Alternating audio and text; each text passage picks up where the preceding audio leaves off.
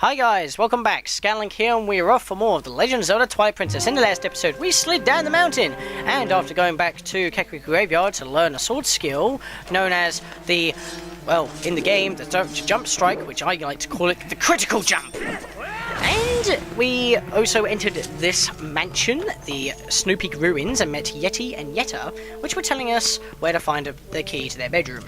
And because we went on a pumpkin chase for a pumpkin, she can't remember the location, but in the last episode, we got the second location of where she thinks where the key is. That's what we're going to go grab right now. So, to start this off, we just want to go straight through this door. And then we want to transform into a wolf. Not before going through the door, because otherwise you won't be able to open it. Right, all we want to do is just continuously jump attack these things, because this is actually the third take, because I can just never seem to kill these things fast enough, and effectively, so just keep jump attacking them, and you'll get rid of them. If you get frozen, just mash buttons, do not target that massive Freezoid, or Freezard, however you pronounce it. I'll say Freezard. Just keep jump attacking these things until they're all gone. I think they'll keep respawning until you take both of them out. Or you want to, yeah, just mash A. That's the only strategy I can give on these, because they'll just take forever otherwise.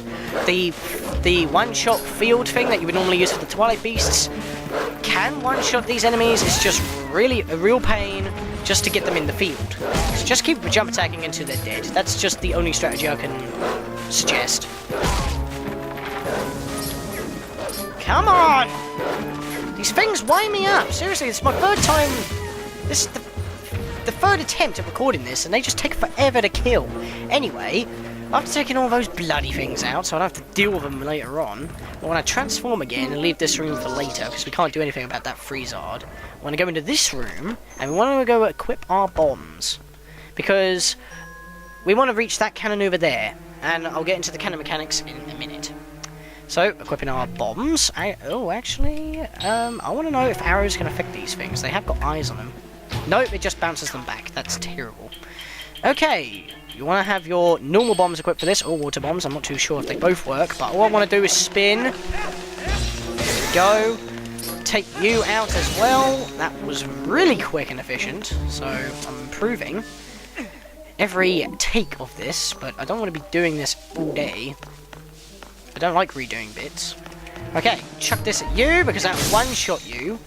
This is a good way to take care of these mini Freezards, and I missed, so I'm just going to stab it to death. Didn't work as I intended, but it worked nevertheless, so whatevs. There's two right there, but I don't think I'm going to be able to get them both in one throw. I missed anyway, so that was just terrible. I slashed when I should have stabbed. Not good news. That was unavoidable. With my invincibility frames, I just took that one out. You know you have them when you're flashing red. It's just not as noticeable in the same. Why can I not hit these things? I killed like one of them with it. Jump attack! Wow! Kamikaze. Whatevers.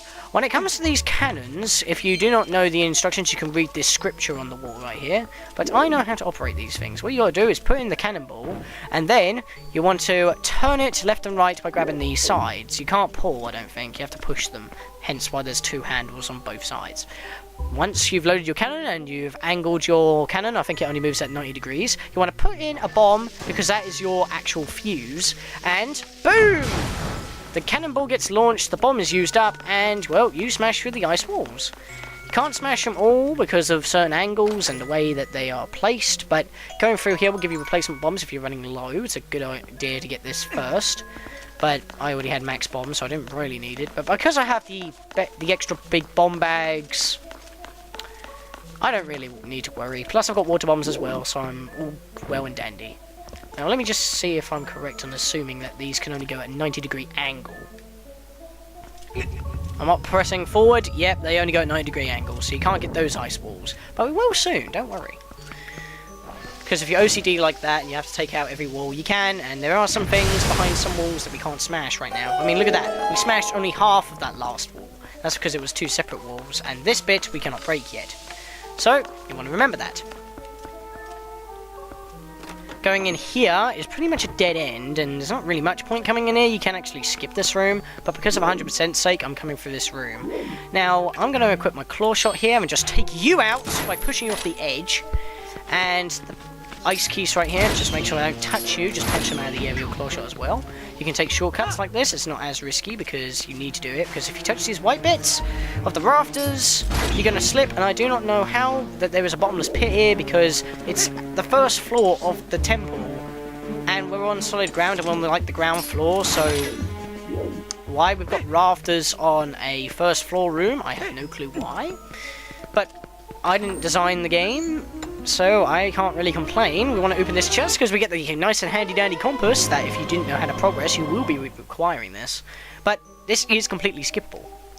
Because, as you check here, there is actually a chest around here, and all the red dots are cannonballs.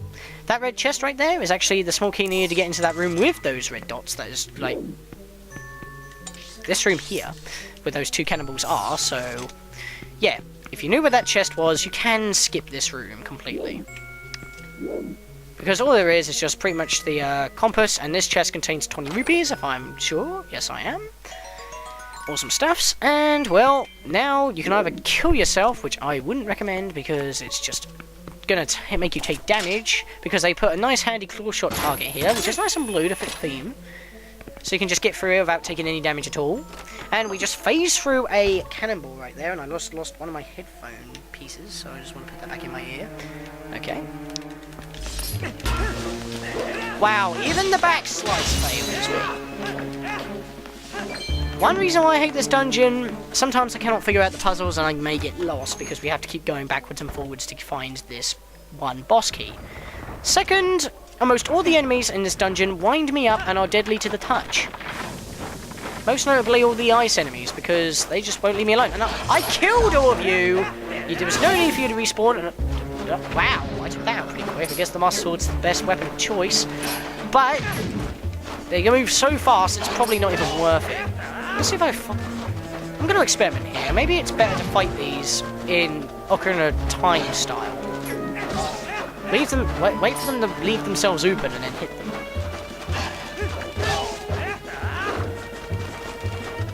Yeah, that seems like the best way. Wait for them to come to you and fight them in Ocarina of Time style.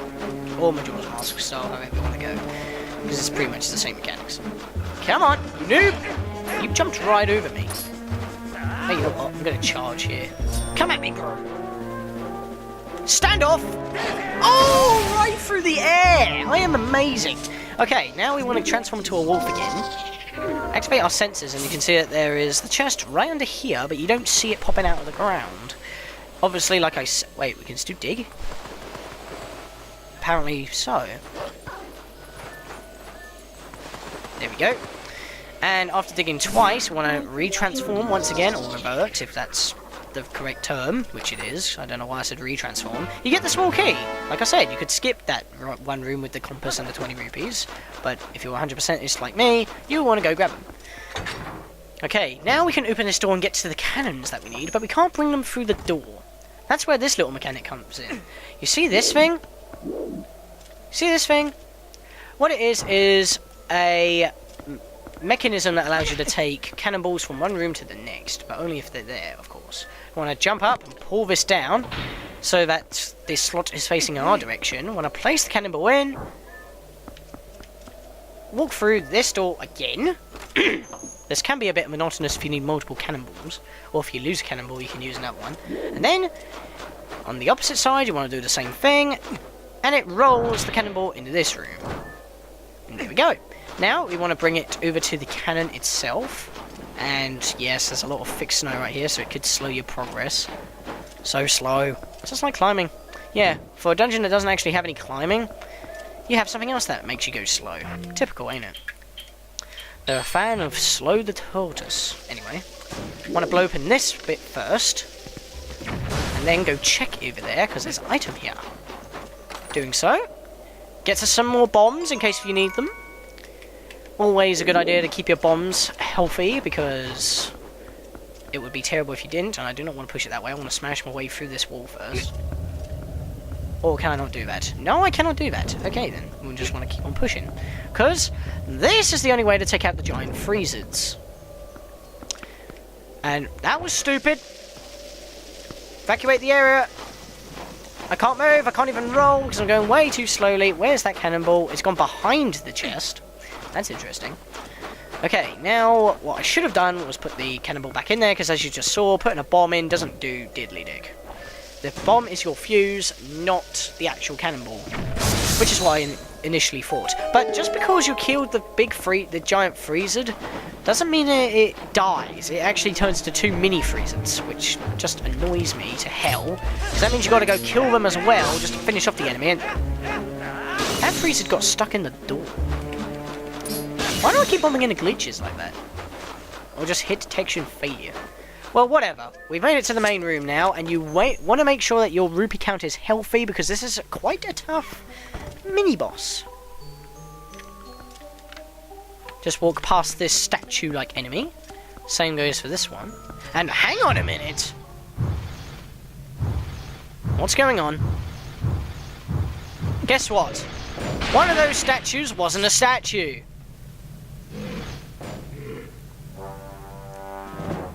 Giant Lizarphos, or Ball and Chain Trooper. I would call it the Ball and Chain Trooper, but it is called a Lizarphos. So yeah, Ball and Chain Trooper mini-boss here. So what we want to do right now is make sure that he doesn't swing at you. You want to aim at any of the wall, because the whole wall is grating, and that did not work out as I planned. Because what you're supposed to do is get behind him and then attack him by using the grating. Sometimes, though, it doesn't work as planned, and I mostly just get hit all the time when he does it, just like that. So, if you're struggling with this boss, like I normally do, mini-boss even, you want to have your magic armor equipped, and this is where it's going to protect you, mostly. Because when he's down like that, that's the time to get behind him and attack him. Like so. But it sometimes doesn't work, and that's why I do not like using the claw shot strategy. Because once he slings, he's left himself wide open anyway, so you can still get a couple of shots in from the back. And that was terrible. Right, let's try this again. See, it just doesn't work for me.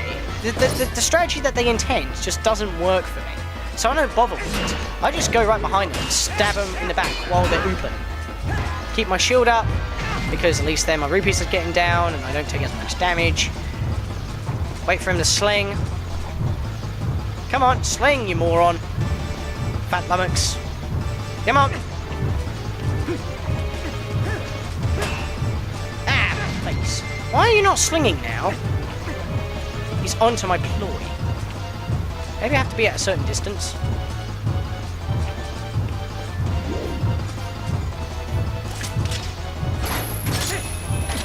See, it just doesn't work for me. That's why I never use it. And now he decides to sling his ball, so hit his ass, hit his ass. Damn it. It's like when he's swinging the ball, he's invincible, and I'm out of rupees, so that was terrible. I always struggle on this. I can never do good. I always struggle on this one mini-boss. It's just what happens. Now, I need to get out of here. Alright, I'm going to stay up here until he slings. And he still was able to get me. Typical. Anyway, I think I've got him now. No, I haven't. Get out of there. Get out of there. No, do not do the back slice. Oh my god. I hate this mini-boss. I struggle all the time. I'm not saying that any more times. I think I made myself apparent. Yeah, you have to be on the opposite side of the room for him to actually sling. Once you stab him enough times in the arse, he dies. And I did that at the right time as well, because I just ran out of rupees.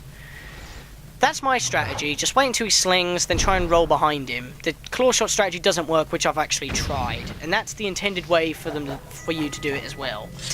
Sorry, Nintendo, I tried it the way that you intended, but it doesn't seem to work. But wait, his weapon's still here. And the door's open. Both of them. Well, if you walk into it and take... You got the ball and chain from the Ball and Chain Trooper. This giant iron ball has incredible power. Set it to swing and cause serious damage. Fun fact, this also acts as a frontal shield, because unlike other Zelda games, the shield that you have on your back is still in operation, even when it's on your back. So if you do get sniped from behind with a fire arrow, it will bounce off if it hits your shield's hitbox. But when you have this, you have shields at the front, and it can also smash through ice balls.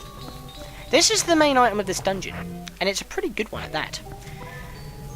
Sorry for doing terribly on that mini-boss. I just suck at that mini-boss. I can never do good.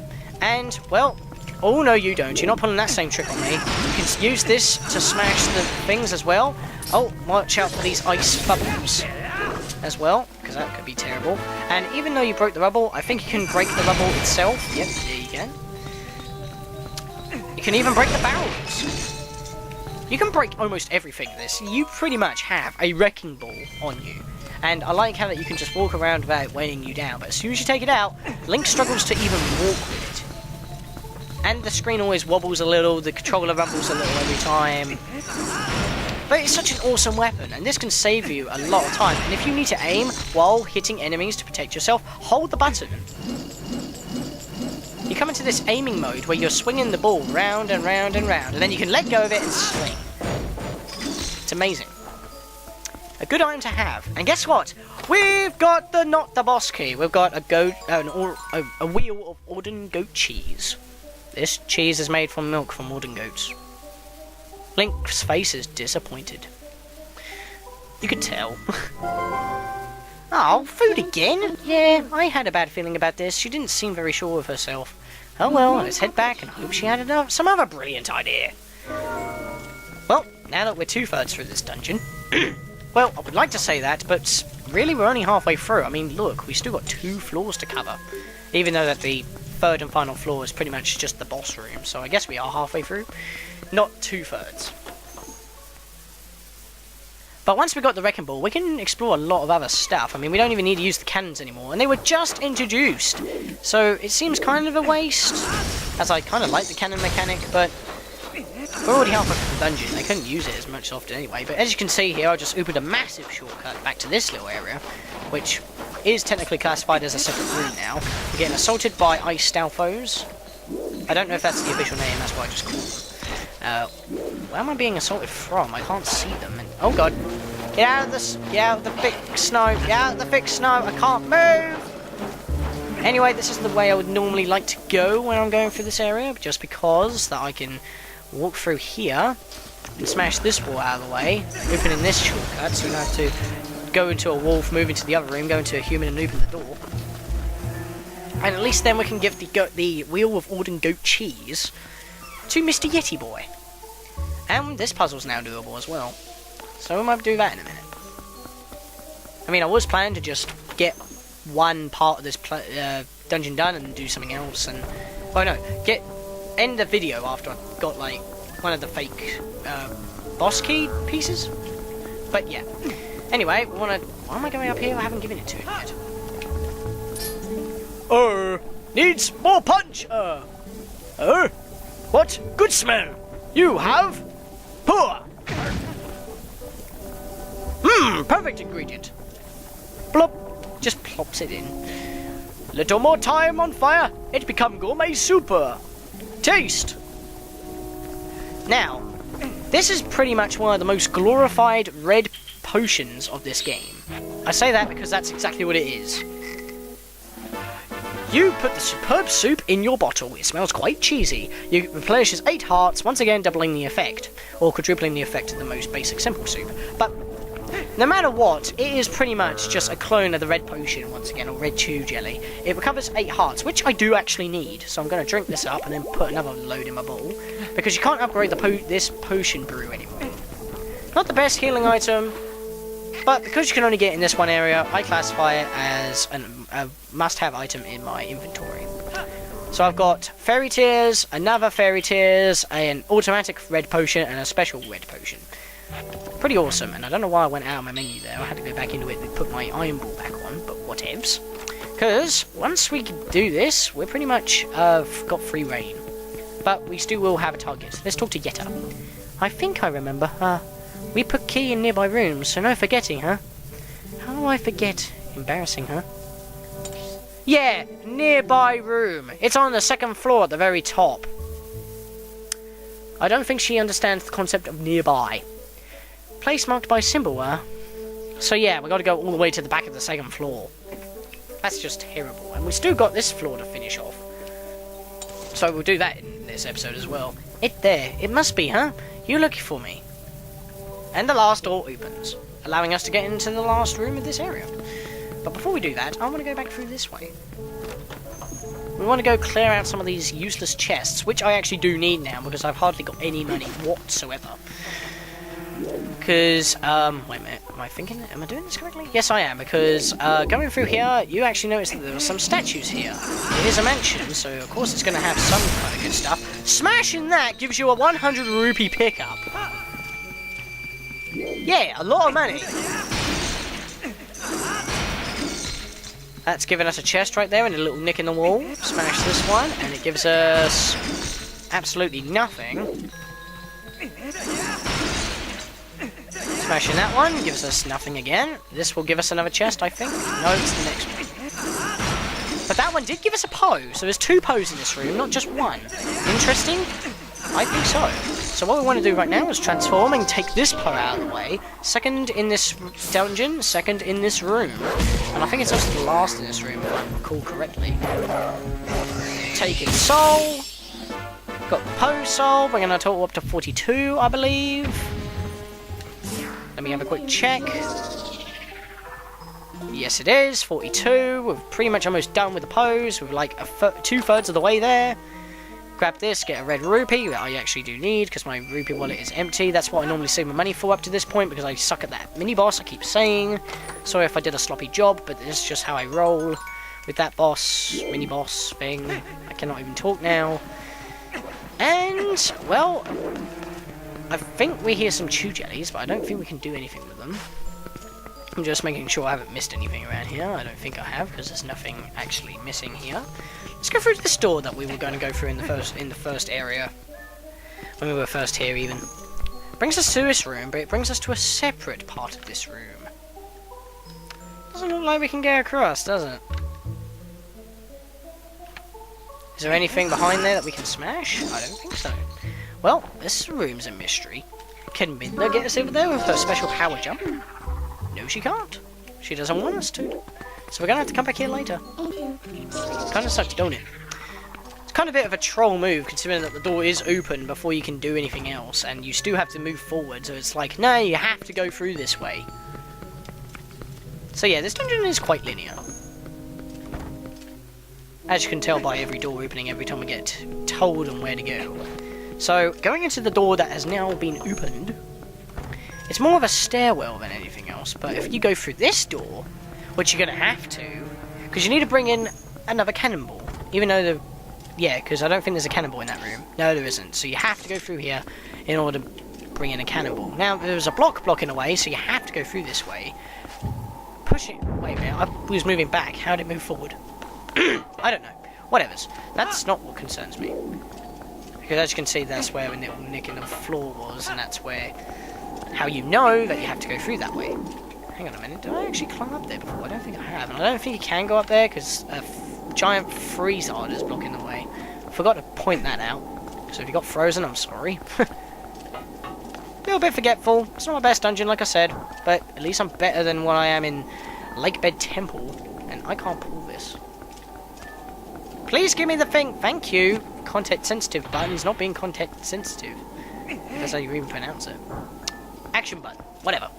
That's what the A stands for. So, bringing in a cannonball right here, which we do need to do, regardless on having the wrecking ball, because there are some walls that we cannot reach. I think this is the last cannon we'll be using. And they're only used in this dungeon as well, so once again they wasted the mechanic. You can't chuck this at them to break it. You have to use your own wrecking ball, because it has spikes. And it's a lot more shiny. This thing is a pain. To beat this thing, what you're going to have to do is time it so that you can get it through the cage like that and kill it before it freezes you. And then it's going to release these things that don't actually do anything, but I kill them anyway. So I don't like enemies living when they cause me a big problem. I think I got them all. Yes, I did. Awesome. So now what we got to do is take this cannonball all the way up to the top here, where the cannon in this room is located. Kind of a dickish move. What are you going to do? Okay, so we've got another giant freezard here. Oh god, oh god, oh god. No! Please turn the other way, thank you. So I hate this thing. Keep moving, keep moving. Okay, right at the apex we can actually get you. But I got him without failing, so that's well and dandy. Okay, I think I got them all.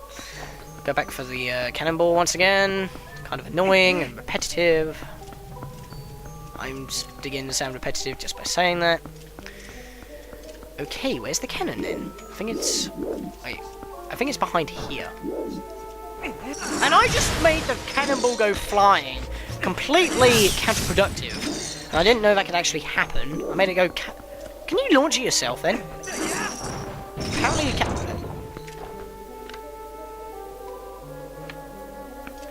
Well, I just lost the cannonball. I'm a noob, but whatever. We want to get this chest anyway because dun dun dun dun, we get a piece of hearts. This is how you get that one chest. But I lost a cannonball, so I'm gonna have to go grab that. But you know what? Because it's been 25 minutes and we got a piece of heart, I think we'll end it off here, and we'll continue in the next episode. We will continue through this dungeon and finally get the boss key in the next episode.